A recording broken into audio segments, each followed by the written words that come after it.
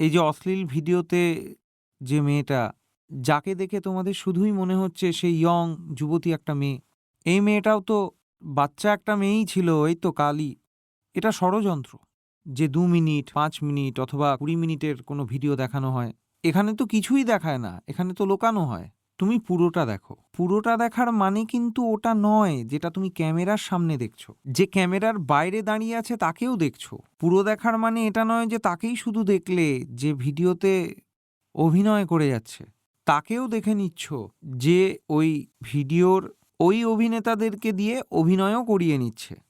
আর তুমি দেখতে পাবে যে কত রকমের করা হচ্ছে শুধু ওই ভিডিওটাকে এরকম তৈরি করার জন্য, যাতে করে তোমার মধ্যে বাসনার তীব্রতা বাড়ে। ৩ বছরের একটা মেয়ে কখনোই ভাবেনি যে সে এইভাবে তার পুরো জীবনটা চলবে। কিভাবে হলো এরকম? কি এমন ঘটেছে তার জীবনে যে এরকম মোড়?